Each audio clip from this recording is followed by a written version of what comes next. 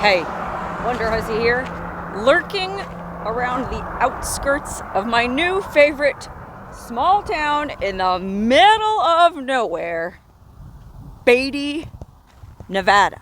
Okay, if you've ever been to Beatty, Nevada, it's probably because you've driven through it on US 95, which is the main highway running from Las Vegas to Reno and vice versa. But I've become fascinated with Beatty lately because, well, Beatty, like many small Nevada towns, has a history in mining, and thus it has a history in booms and busts. They find a big ore deposit, times are high, the town grows, everyone's happy.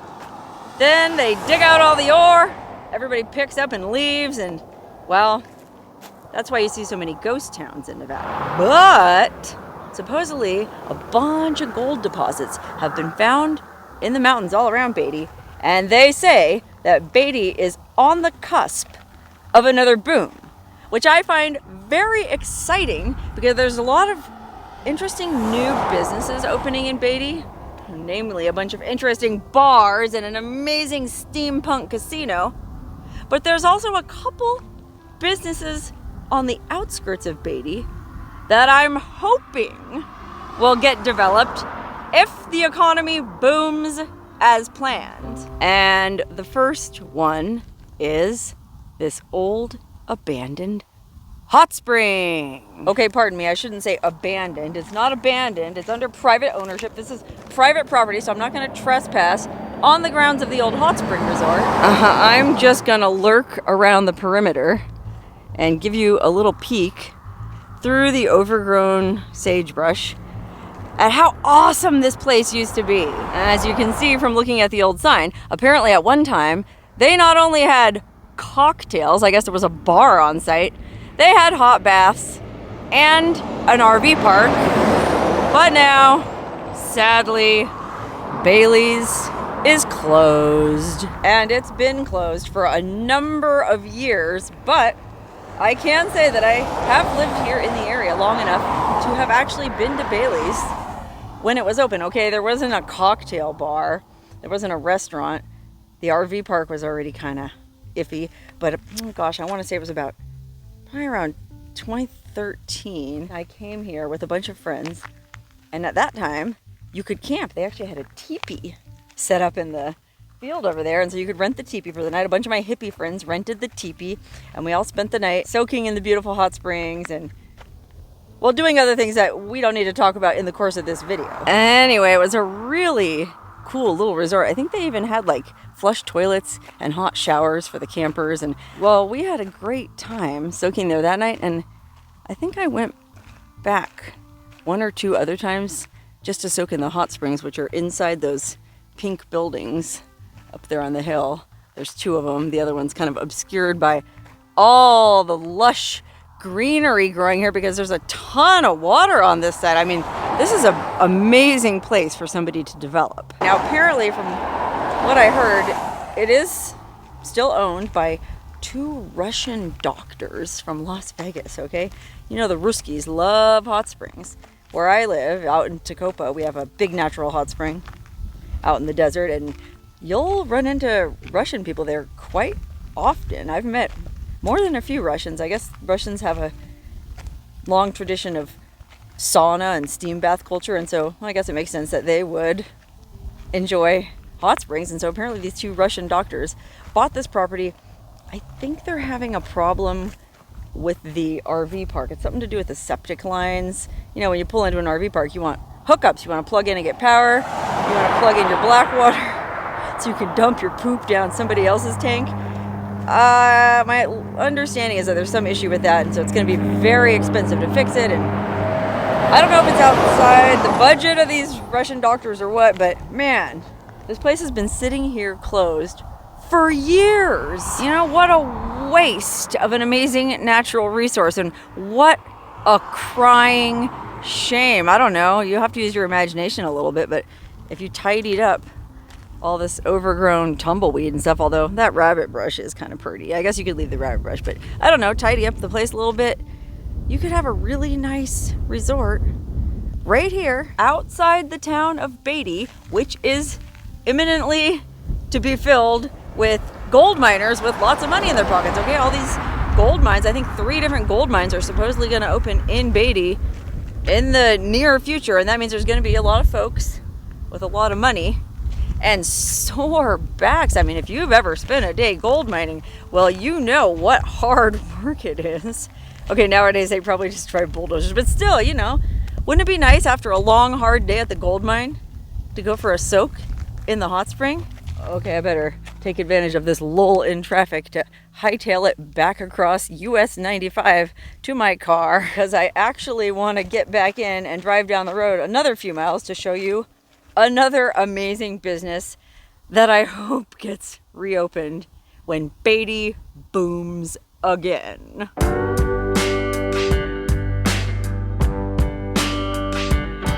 Okay, this is the other place that I'm hoping will reopen with any luck. And it might be even more interesting than that old hot spring resort. It's a brothel. Okay, you know, here in Nevada, prostitution is legal in any county with fewer than 200,000 residents, I think.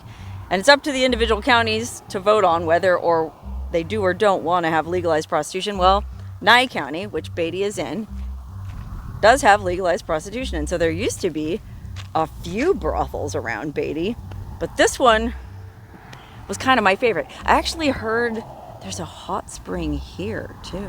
But unfortunately, despite the fact that it's been closed for years and years and years, I think there's a caretaker living here too. So it's not like I could just go bushwhacking around and find it and go for a soak. But I wouldn't be surprised if there is a hot spring tucked back in that grove of trees right next to the pink buildings that used to comprise Angel's Ladies Brothel. That's right, it was called Angel's Ladies. Well, originally, back in the, I guess, 1950s when it first opened, 1950s, 60s, I'm not sure when it opened, it was called the Circle C Ranch.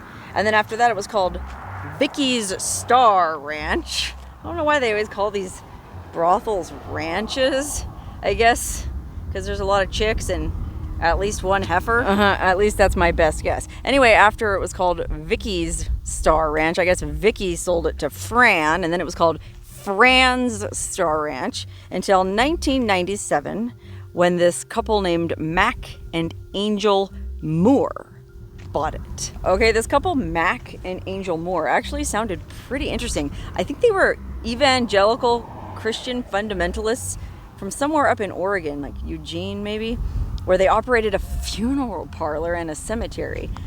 And then they decided to get out of the death business and into the sex business, and for whatever reason they decided to come down here and open this brothel instead. Well, maybe it got depressing running a funeral home, you know, who can blame them? So they came down here in 1997 and changed the name to Angel's Ladies. I guess maybe that was Mac's way of softening the blow for his wife Angel. You know what I mean? Maybe Angel wasn't so fired up about the idea of going and opening a brothel, you know? Maybe it was Mac's idea and to sort of sweet talk her into it. Oh no, honey, it'll be beautiful. We're gonna move to the outskirts of this gorgeous town called Beatty, Nevada. This was back in 97 when Beatty, I think, had more going on than it does today.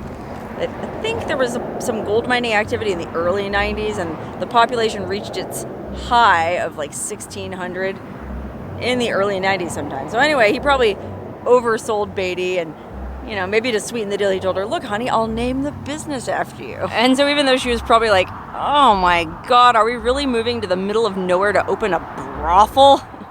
When he told her he would name it after her, well, maybe that flattered her a little bit and made her a bit more amenable to the idea. Well, whatever the case, Mac and Angel Moore operated this brothel for a number of years. As a matter of fact, I think somebody even made a documentary about them.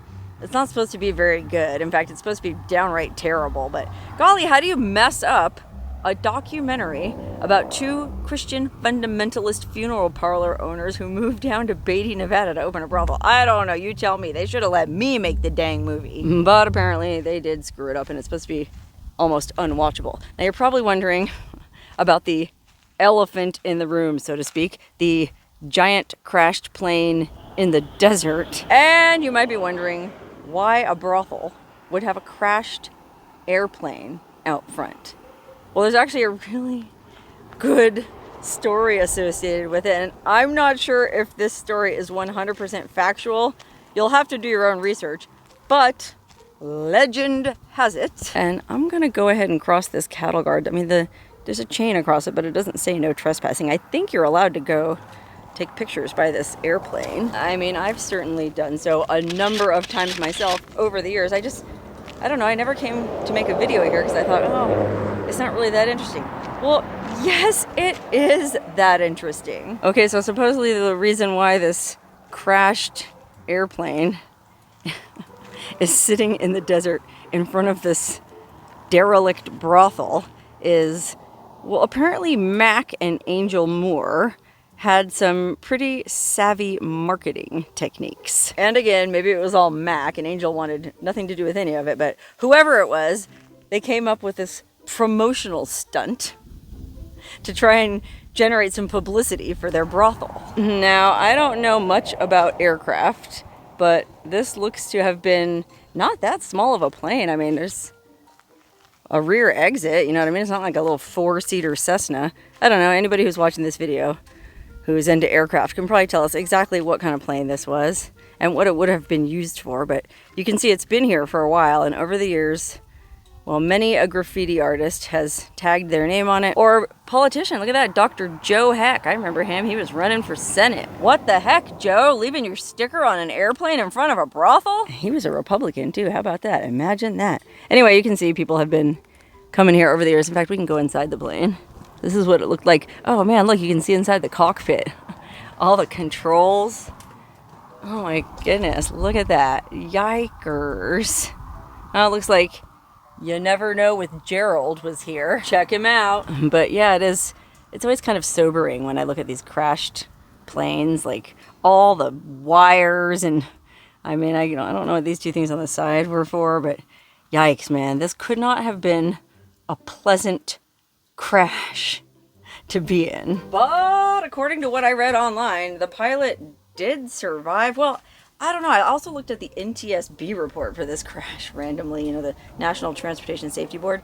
And I don't understand how those reports are compiled, but it looked to me like there was an F, which I would think F stands for fatality. But according to what I read online, no, the pilot did not die in this crash. But so now you're probably wondering, well, why was he flying to a brothel anyway? Well, that's a silly question. Guys fly to brothels all the time, and especially back in the day. If you watch the video I made about Howard Hughes and the Cottontail Ranch, oh, look down here, you can see into the tail, and look at that, this ungodly amount of wires back here. Yikers. Anyway, yeah, if you watch the video I made about Howard Hughes, the famous billionaire who lived on the top floor of the Desert Inn Hotel in a room with all the curtains closed, and he didn't leave for 3 years straight. Well, he did. Used to sneak out. He had a private pilot in Vegas who would take him up to the Cottontail Ranch, which is the next brothel up the highway. It's probably a good 40 miles north of here, maybe even a little bit more. Anyway, Howard Hughes used to fly up there all the time. So it's not that uncommon to fly into a brothel. In fact, many of these little ranches out here had private airstrips to cater to their wealthy clientele. You know, these high rollers come into Vegas and they play a little blackjack and they play a little baccarat, and then they want to get a little poontang, and so they charter a jet, or maybe they brought their own jet to begin with, and they fly up to one of these houses of prostitution, because in Las Vegas there is no legalized prostitution. Remember, I said, I think the way it works in Nevada is the county has to have 200,000 or fewer residents. Well, that means that Clark County, where Las Vegas is located, too much population. They couldn't have prostitution even if they wanted it. And yes, we are all very well aware of the fact that there is prostitution in Vegas, and plenty of it. It's just not legal. So, you know, if you're a family man, say you're a politician, a Republican politician like Senator Dr. Joe Heck. Actually, I don't think he ended up winning that election, but I'm not 100% sure. Maybe he didn't. Well, if he did, apologies to you, Senator Heck. Anyway, somebody like that doesn't want to risk getting arrested by hiring an illicit escort, which there are plenty of in Vegas. And I'm sure there's plenty of fine women working as escorts in Vegas, but you know, there's always the risk of a sting operation, or somehow the vice cops figuring out and busting you. And then, oh gosh, there's all kinds of scandal, and next thing you know, you're never going to get elected to the Senate. You know what I mean? So yeah, plenty of wealthy guys probably still do fly to these remote rural Nevada brothels. Now you're probably wondering too, well, if you're a billionaire, why would you have to pay for poontang? I mean, the girls are throwing themselves at you. Just ask Elon Musk. Well, I don't know. Sometimes it's just easier to pay for it, you know? Like, it's more transactional that way. You don't have to worry about buying them flowers. You don't have to worry about remembering when their birthday is. All you gotta remember is the PIN number to your ATM so you can get out the cash to pay the woman. You know, that, and also, I don't know, some guys are just interested in the novelty of it, you know, the prospect of paying for relations with somebody who's a professional at it and presumably really knows how to please a man. There's lots of reasons why a wealthy guy would fly to a brothel. I don't need to tell you. So, is that what happened here with this airplane? Did it crash carrying some titan of industry to Angel's ladies for a little midnight poontang? Well, no, actually that's not what happened. I guess, especially back in the 90s, there were more brothels in Nevada and in the Vegas area. Remember, you can't go to a brothel in Clark County, but you can go right over the border into Nye County. In Pahrump, there's 2 pretty nice brothels right across the state line, and there's even more brothels on the outskirts of Pahrump. There was 3, 4 brothels in this area back in the 90s. You had plenty of options, and so, gosh, what's a God-fearing ex-funeral home owning brothel owner supposed to do to set himself apart from all that competition? Well, you gotta come up with some kind of marketing ploy. And that's exactly what Mac and Angel Moore did. They apparently painted a big star on the ground. Remember, this used to be called Vicky's Star Ranch and then Fran's Star Ranch before they bought it, which I'm not exactly sure on the history of those names and why they called it that. But anyway, Mac and Angel, even though they changed the name to Angel's Ladies, well, they painted a big star on the ground. And according to legend, they put a mattress in the middle of that star, and any daredevil skydiving pilot who wanted to, well, I guess you wouldn't be the pilot, I guess you'd be the passenger. Anybody who could jump out of an airplane and land on that mattress won a free night with any of Angel's ladies of their choosing. How about that? So the more I think about this legend, the more questions I have. So they say that some guy crashed this plane trying to skydive and land on this mattress to get his free night of bliss at the brothel. But I don't know. I mean, the pilot couldn't just bail out and skydive out himself, so there must have been at least 2 people on board. Which, okay, fair enough. Maybe I just misread the legend. Maybe there were 2 guys on board. The pilot, I think what happened is he flew too low and he clipped like these power lines here behind me, something like that. He was trying to come in for a landing. He came in too low. Well, why would he be coming in for a landing, though, if the other guy was supposed to be skydiving out the window? See, there's a lot of holes in this story. I mean, to me, it smells like a whole lot of, well, actually, maybe that's just the smell of the actual horse shit here on the ground, which it's actually not horse poo, it's burro poo. One of the things Beatty is famous for is there's probably hundreds of wild or feral burros that roam the desert in this area, and well, they just come take a dump wherever they want to, including all the hallowed grounds of this iconic crashed plane in front of Angel's Ladies. I mean, golly, burros, don't you have any shame? I guess that's a no. Anyway, yeah, I don't know. The story is that this plane crashed while some guy was trying to jump out the window and land on the mattress that I guess presumably is underneath the plane to this day. I'm actually not sure about that part. I mean, what are the odds that the plane would land directly on the mattress? The mattress could have been anywhere out here. And in fact, they probably did put it much farther out in the field, because why would you want to encourage planes to try and land right next to a very busy U.S. highway?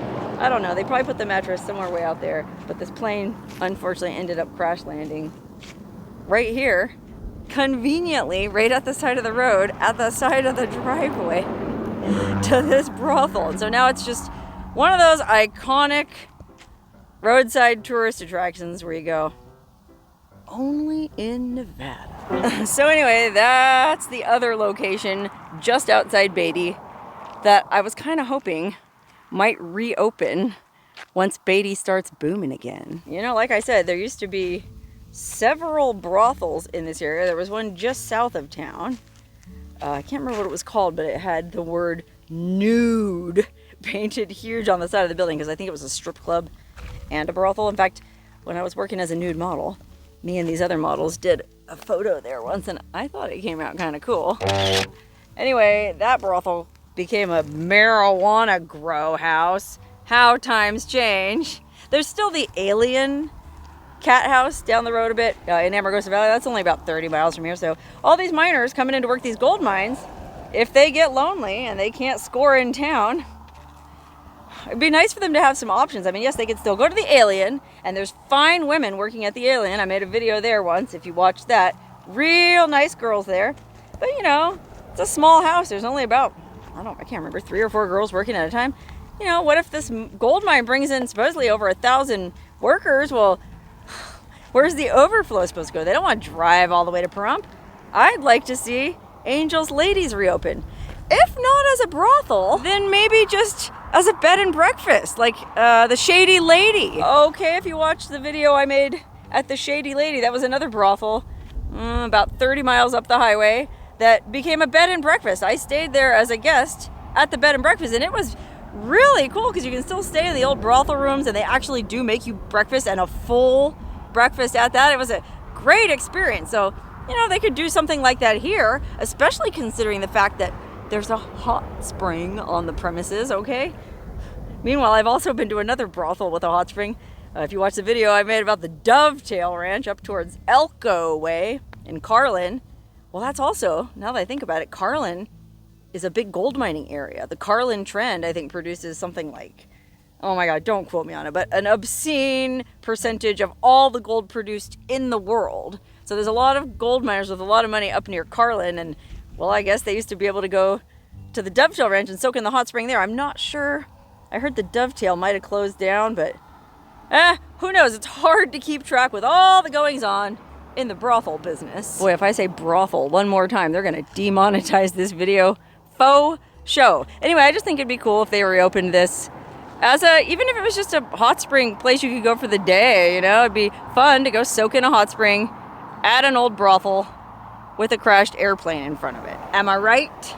I mean, it's one of those truly iconic, only in Nevada trifectas. It's a genuine trifecta. Not only is it a hot spring, not only is there a plane crash, but it's also a brothel. Ding, ding, ding. Winner, winner, chicken dinner. Okay, maybe I'm just weird, but I think it would be amazing if this place reopened, just as much as I think it would be amazing if Bailey's Hot Spring, which, golly, in retrospect, Bailey's seems so boring. There's no airplane crash, there's no brothel, but man, Bailey's, you'll just have to take my word for it. Bailey's was and could still be truly exceptional, as could this. These could be truly awesome, iconic Nevada tourist destinations with just a little bit of TLC. And so hopefully the people who own these properties do see some economic windfall from the Beatty boom, and they decide to put a little bit of that money back into their properties, fix them up, and get them going again. I mean, I have no idea who owns Angel's Ladies, if it's still the descendants of Mac and Angel Moore. I think they're both probably passed away. Who knows? They might still be alive somewhere. They might be back up in Oregon running another funeral parlor. Who knows what they're doing? Well, Mac and Angel, if you are alive and you happen to be watching, at least sell this place to somebody who wants to do something fun with it, man. It's just sitting here crumbling into ruin, and that's a crying shame. Okay, now you know the story of why there's a crashed airplane parked in front of the old Angel's Ladies brothel. At least that's the story I heard.